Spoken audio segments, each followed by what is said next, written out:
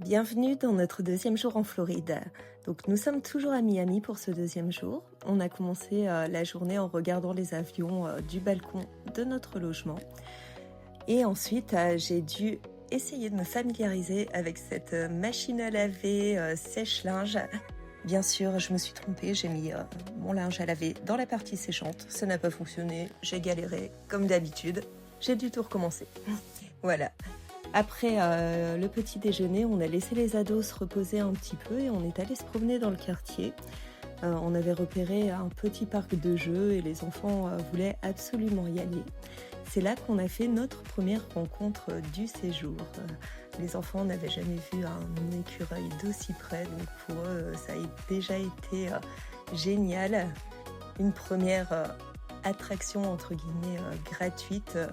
Voilà, une première découverte et c'est une des raisons qui font que j'adore voyager. On découvre plein de choses qu'on n'a pas chez nous et ils ont été ravis de ce moment, bien sûr.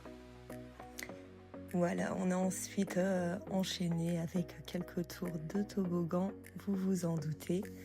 Rien que le fait d'être dans un parc de jeux à Miami, c'était déjà génial pour eux. On en a profité pour faire quelques jolies photos, bien sûr. Le temps de repasser chercher les ados à l'appartement. On a ensuite pris le trolley. Donc c'est un genre de bus. Et on a galéré un peu moins que la veille sur les transports en commun. C'était bien appréciable. Et le but de cette journée, c'était de se rendre à Miami Beach. Voilà. J'avais vraiment très envie de découvrir toute l'architecture art déco qui est très réputée dans ce quartier. Et on avait prévu aussi de se rendre à la plage en fin de journée.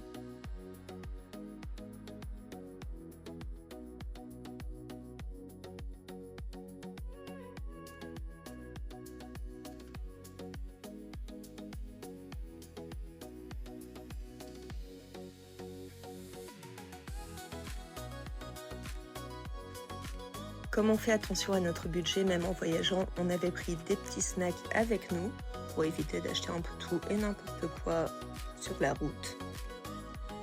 Donc il faut savoir aussi qu'à Miami Beach, il y a deux endroits différents près de la plage où il y a des installations sportives et les gens viennent pour y faire du sport.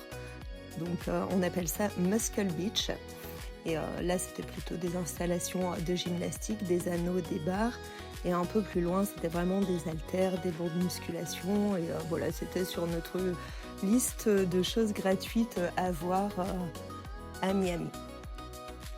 La seule chose que m'a demandé ma fille Théa, qui va avoir 15 ans pendant ce séjour, c'était d'aller manger chez Raising Cane's, des tenders en fait, et de faire comme dans les vidéos... les réels Insta et les vidéos TikTok de tremper son tenders dans un gros pot de sauce qui m'a quand même coûté $7,65. Voilà, donc ça a été un des deux seuls restos fast-food qu'on a fait sur le séjour, donc on lui a fait son petit plaisir. Voilà, après le repas, on s'est baladé, on a flâné un peu au hasard dans les rues de Miami Beach et encore une fois on est tombé sur un parc de jeux, donc là avec des installations musicales. J'ai trouvé que Miami était une ville plutôt kids friendly, donc il y a des parcs un peu partout, enfin les enfants sont vraiment bien accueillis, tout est fait pour eux et que ce soit au niveau des petits parcs qu'on trouve un peu partout ou des sculptures, des différentes œuvres d'art qu'on peut toucher en fait, qu'on peut approcher.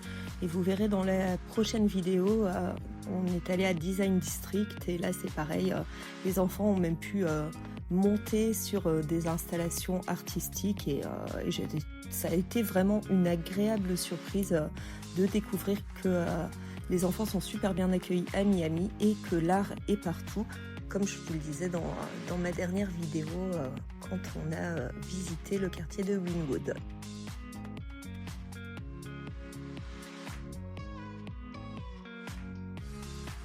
Donc après cette petite balade, on s'est doucement dirigé vers la plage de South Beach. Et là, encore une fois, ça a été une belle découverte et une agréable surprise.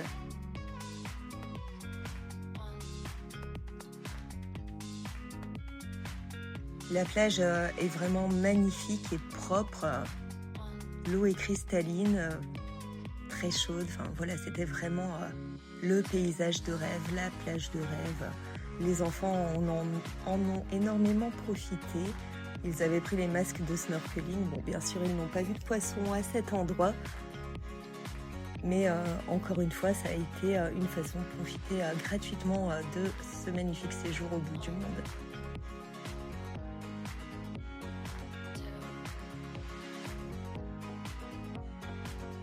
Et voilà, en repartant donc vers notre arrêt de bus, on a un peu galéré encore une fois avec les transports en commun.